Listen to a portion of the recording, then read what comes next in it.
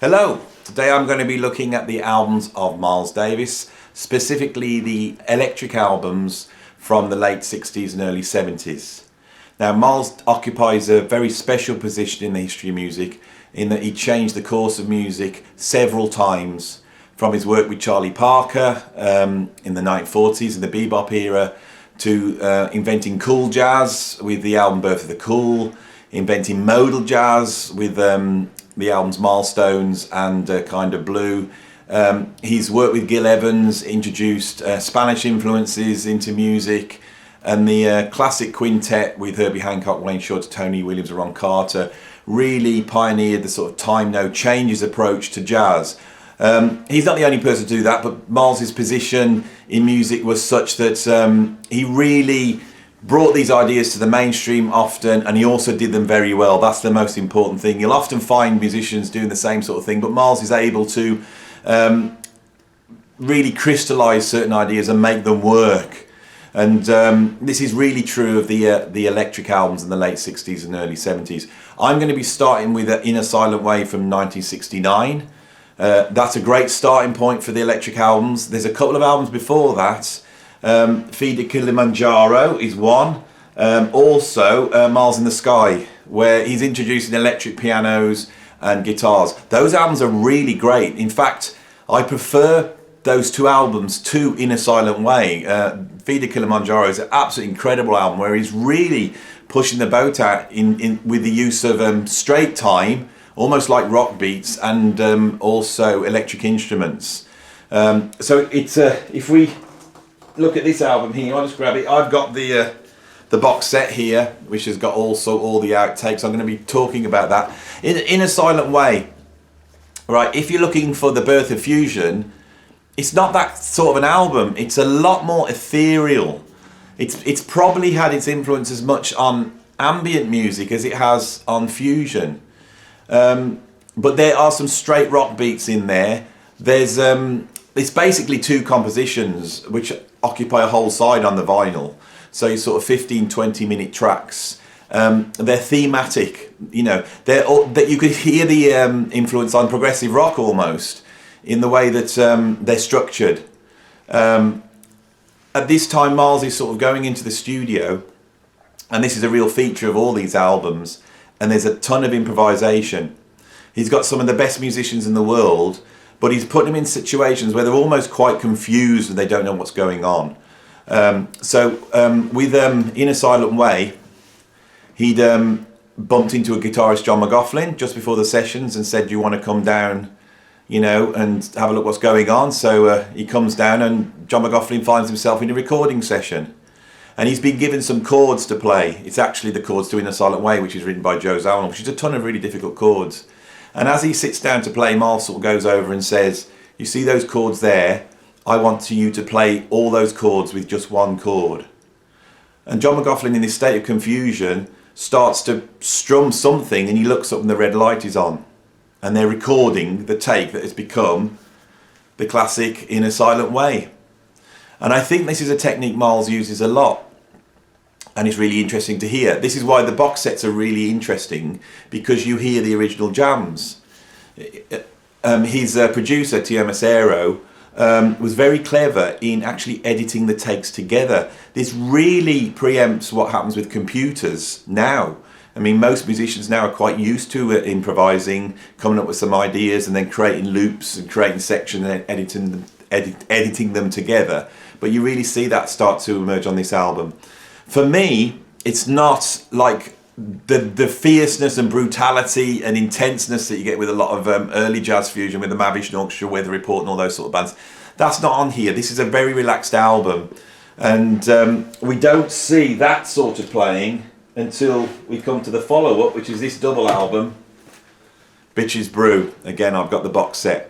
Bitches Brew is an absolute masterpiece. It could well be, I think it could well be my favourite album. It's a very difficult album to get into. The tracks are very long and very improvised. Here you've almost got like two bands playing, maybe even three bands playing at the same time. Three drummers, two bass players, three keyboardists. And in the centre of it is Miles Davis the whole time, almost like controlling the direction of the music through his trumpet playing. In fact, these albums often have written directions in music by Miles Davis. On Bitches Brew, you really start to see the beginnings of jazz fusion proper. You know, with some incredibly funky beats, some rocky playing. You know, really, it's a really incredible album. For me, that is the birth of fusion. Is Bitches Brew, and that's why that album is so important. The other thing is the musicians that are on that album. They go on to be the pioneers of jazz fusion, because you've got Joe Zawinul, Wayne Shorter, John McLaughlin, Chick Corea. You've got like Lenny White's on there. Billy Cobham's on those sessions, although he's not on these. Really incredible album. The jams on this produce more than just the stuff that's on Bitches Brew. And some of those jams went on to be on an album called Big Fun. And Big Fun is a really incredible album, and it probably contains my favourite moment of this electric period, which is a track called Go Ahead John. Tia Macero has set up an almost like delaying switching device in the studio, which is switching the drums from one channel to the next. And he's also got that on the guitars. And the thing is that we can't overestimate is how much they use in the studio to create these tunes. How Miles Davis is using effects on his trumpet. So it's the beginning of more than just jazz fusion. It's a beginning to the way music will be made in the future. So again, Bitches Brew, very important album. That's followed up with this one, Jack Johnson. And again, have we got a cover I can show you? There's a cover there. Again, I got the box set. If you want to get the box sets, I would suggest getting this one first, because some of the jams on here, which came out on later albums like Circling the Round and Directions, even more you can hear the fusion thing developing. There's a track called Duran, which really is like this heavy funk and these cool bass grooves and yet still with jazz improvisation. I think one of the things that Miles solved was a way to improvise heavily.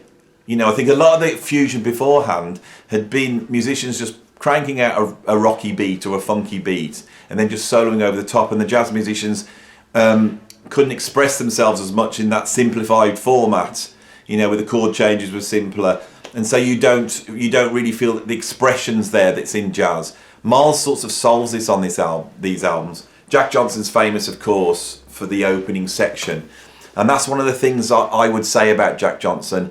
It is one of the greatest albums of all time, but it's great because of the first 10 minutes on side one, where you had he told the musicians, which would be Billy Cobham, Michael Henson and John McLaughlin, not to play. And in that pressure cooker of not being able to play, you suddenly they erupted onto this sort of shuffly groove. And Miles Davis said, hit record. He heard it was going on, and the album starts off, it just lurches in as they hit record, and then he runs in and he tells the band to change key. John McLaughlin doesn't change key. John McLaughlin does change key, the bass player doesn't. So you have this moment when the band's in two keys at the same time. And to hear Miles just start playing the trumpet and pull those two entities together, I think that's really where you hear what jazz fusion could be and how it would be different to just rock music or jazz. Jack Johnson's side 2 is a much more ethereal affair, much closer to Inner Silent Way, and actually has elements of Inner Silent Way on there. It also has Sonny Sharrock on it. It's really interesting track. It's called Yesternow. Interesting track. It doesn't get talked about as much. Around this time, because he's improvising, they're recording lots of live albums. There's an album of this period called Black Beauty Live at the Fillmore. That's a really, really incredible album. I'm just referring to my notes because we do have so many albums at this time. Officially, after Jack Johnson, the next album would be this. Live Evil. I'll open up the full incredible cover. This is half live and half... There you go, look at that. Half live, half studio. John McLaughlin wasn't in the band at this time, but he's guesting on the records. And the band had created a dynamic. You can really hear it on Black Beauty. On Live Evil, he just turns up to a couple of the gigs and they record them.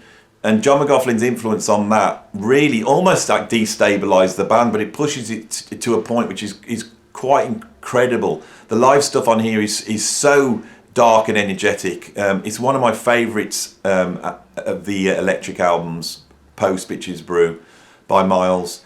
It's also got something really beautiful, reminiscent of the Gil Evans stuff with the Hermeto Pasquale, and that's some really incredible stuff.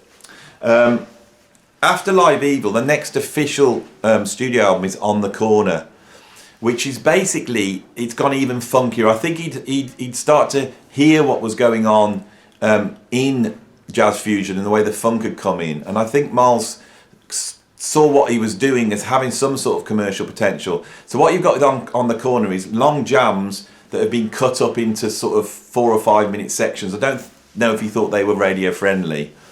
And it's worth pointing out at this time that the music critics hate this. They think because he's playing electric music with funk beats that he's kind of sold out. It's not the case. These albums are as heavy as it gets. They're really so far out, and so far out in terms of they're beyond what they're beyond anything that's going on at that time. I don't think people really understood what he'd done.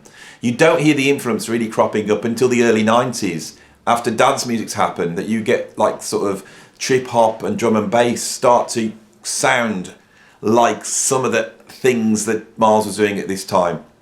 A really good introduction to this period is there's an album by Bill Laswell, where he remixed a lot of these tracks, and I think he mixed them with a sort of contemporary understanding of what Miles was doing, and that's actually a very good introduction. I think it's called Panthalassa, off the top of my head. I've just thought of it as I was talking about it. Yeah, that's a pretty important album in the Miles Davis canon, even though it was done after the case.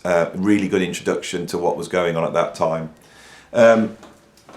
Here's the next sort of studio album after that is actually Big Fun, which I've talked about. We start to get albums coming out and they're actually compilations of jams that have gone before.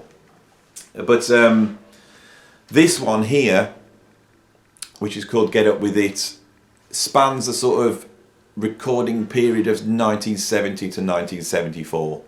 There's a couple of tracks I want to mention on here. One is Rated X, where he almost is like he's on the he's invented drum and bass jungle on that track when you listen to it. But on right at the beginning, there's a track called He Loved Him Madly, which is a tribute to Duke Ellington, who just died. So this is around about 1974 now. He's recording this. And it's a very spacey, sparse improvisation. When Brian Eno heard that, he spotted what Miles was doing, and it's really what gave him the idea for ambient music. And that gives you a sort of indication of the influence of Miles Davis. How ambient music, that whole style, has its roots on one of the tracks on this album here. Get Up With It's great album. Right, so I'm now going to go through a few of the other live albums that you can get hold of. So, as I said, Live Evil is a live album, but it's got studio stuff on it. But I've just pulled out 3 albums that I really like. The first comes from around the same period as On the Corner, and it's this one, Miles Davis in concert, and it's like sort of like a live version of On the Corner. It's a very funky album, that is. And it's quite accessible. Some of these live albums are less accessible. And then we have these two. Agata, if I can get it into shot, there's Agata there, and Pangea. Now, these were both recorded on the same day. Miles Davis actually made 2 double albums in one day. And this is the late period 70s Miles Davis. After these albums, he goes into sort of seclusion. Those albums are very swirling, dark, psychedelic, wah-wah driven, funk-drenched albums. Of the 2, I prefer Agata, and because they're completely different as well, but there's not much between them. I just love some of the guitar playing on Agata. Pangea is great as well. But Agata seems to just have a little bit more edge and fire. I mean, they're both very fiery. These albums, these 70s albums, the influence is immense on music. I think the critics lambasting at the time, they haven't survived critically like albums like Kind of Blue or Birth of the Cool. But I think these albums are, in a way, more important. They've been very influential on me in what I do. And the way they've been influential is in the way that they show you a process of what making music. I think what Miles has got here was a sort of, he'd like created a nuclear reactor that you could put elements into that is continually spewing forth new ways of making music. I think at the time that was really hard for people to get. So the critics just heard the rock beats and thought, oh, he's selling out. But that's not the case at all. In 1975, Miles, as he says, stopped hearing the music. Some of the real later albums that come out, like Dark Magus and stuff like this, they are quite nihilist, and you do feel that he's got to the end of this process and he can't take it any further. And Miles Davis disappears for about 5-6 years, and he re-emerges back in 1981 with another electric period that lasts to his death. I really want to talk about that period because it's even less critically valued than these albums in a way, but I think there's some really incredible music on there that needs to be revisited. But I hope that's give you a little idea about the Miles Davis 70s electric albums. If you have any comments, please drop them below. I'd love to answer the comments, and if you like this video, please like it and subscribe to what I'm doing. Thank you very much.